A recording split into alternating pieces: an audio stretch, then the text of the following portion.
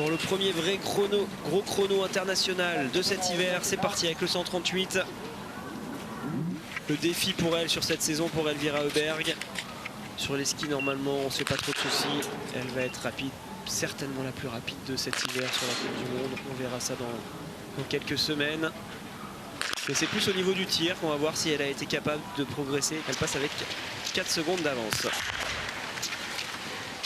On l'a dit, très en forme dans cette préparation. Lou Jean Monod pour l'instant dans ce début de course. En tout cas, confirme derrière la carabine. On a vu au niveau des intermédiaires, ce n'est pas la française la plus rapide. Mais derrière la carabine, c'est un tir parfait. C'est des valeurs sûres, c'est très bien pour l'instant. Bon début de course dans ce premier tour pour les Françaises qui ont trouvé le bon rythme. Chloé Chevalier se retrouve sur le pas de tir.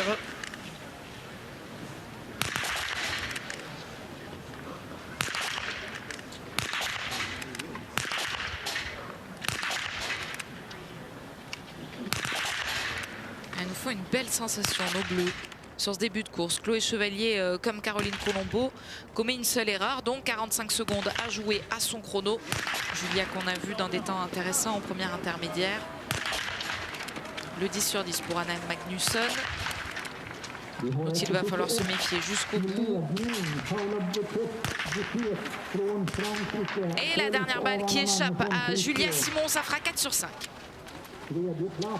Pendant ce temps-là, on va avoir le temps de regarder le tir d'Anaïs Chevalier-Boucher.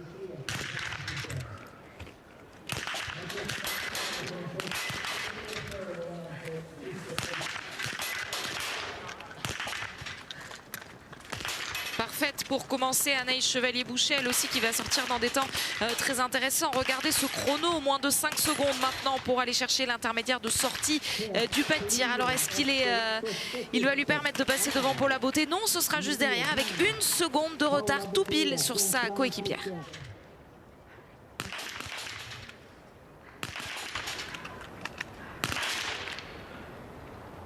Ce sera nettement moins bien pour Anna Heuberg par rapport à Anaïs Chevalier-Boucher. Bon, déjà, elle ne pouvait pas aller chercher le 10 sur 10, ça vous l'avez compris, avec sa première faute sur le premier tir. Mais en plus, elle en ajoute 2 là dans l'escarcelle. Ça va peut-être faire beaucoup pour Anna Heuberg.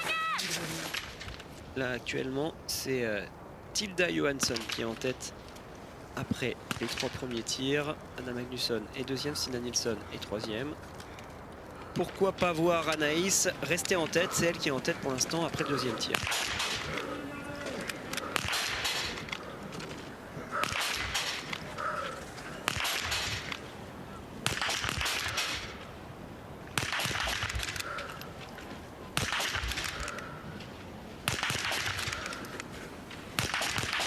Elle va perdre la tête de ce classement, Anaïs Chevalier-Boucher, mais ça reste très bien pour espérer décrocher un excellent résultat sur cette course de pré-saison. Cet individuel court, il lui restera un tout dernier tir pour espérer faire la différence et décrocher donc un 19 sur 20.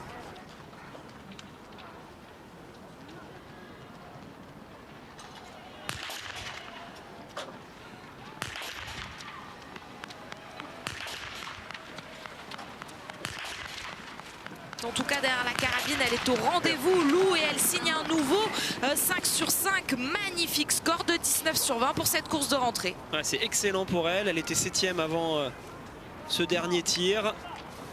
Là, avec un 19 sur 20, clairement, ça va être elle la leader pour l'instant et peut-être pour un petit moment. On revient sur ce 4e tir avec les Françaises là qui vont s'enchaîner. Donc la première tricolore, c'est Lou Jean Monod. Elle ressort avec un 19 sur 20 et ça fera 18 sur 20. Score plus qu'honorable une nouvelle fois là pour une autre tricolore, Paula Beauté. Ah oui, c'est super ce que font les filles là, les jeunes Françaises qui montrent.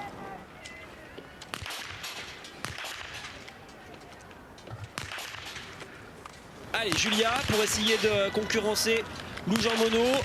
Il va falloir la mettre à tout prix cette dernière balle et se dépêcher de ressortir. Ça pourrait ressortir en tête, pourquoi pas devant Lou, ça va se jouer à rien du tout. Il faut une quinzaine de secondes pour traverser le pas de tir. Anna Magnusson va en direction de la ligne d'arrivée. Attention à Johansson qui est là-haut, qui elle joue le 20 sur 20, donc elle pourrait à son tour ressortir en tête. Julia Simon vient de ressortir avec 4 secondes d'avance sur Lou Jean Monod. On va voir ce que ça dit pour Tilda Johansson. Si elle est dedans, ça fera 20 sur 20. Oh, la pression, on aimerait que la réalisation revienne dessus. Là, on voit Anna Magnusson qui vient d'en terminer.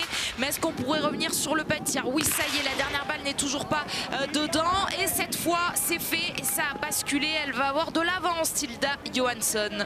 Juste derrière, ouais, quand même pas mal de retard derrière Lou Jean Monod. Donc ça risque d'être un peu compliqué pour Anaïs Chevalier-Boucher de remonter sur le podium. Pour l'instant, c'est Lou qui va en direction de la ligne d'arrivée avec un beau 19/20. Et en direction peut-être donc d'un podium pour Lou Jean Monod, mais il va falloir attendre pour ça, attendre l'arrivée d'autres filles. Pour l'instant, elle prend bien évidemment le temps de référence. Elles vont arriver là quasiment toutes les deux ensemble. On va voir donc le dossard 138 de Julia Simon qui va pour l'instant passer en tête. Et juste derrière là-bas au fond, ensuite on aura l'arrivée de Johansson.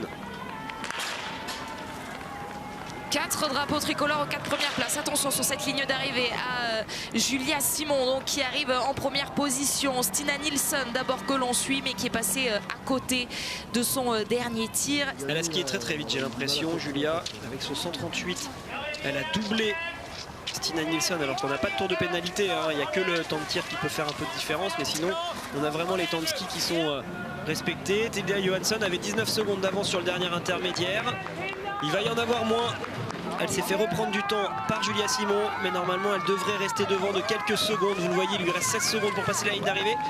Ça va pas se jouer à grand chose. Une seule course disputée en Coupe du Monde, c'était sur l'individuel d'Antolz pour Tilda Johansson qui a 23 ans. Et bien vient terminer devant de grands noms de cette Coupe du Monde, dont Julia Simon qui rétrograde en deuxième position derrière cette Suédoise.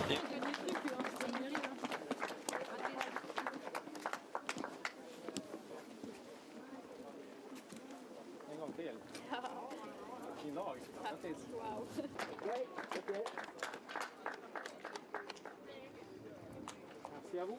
C'est ridicule avec toi.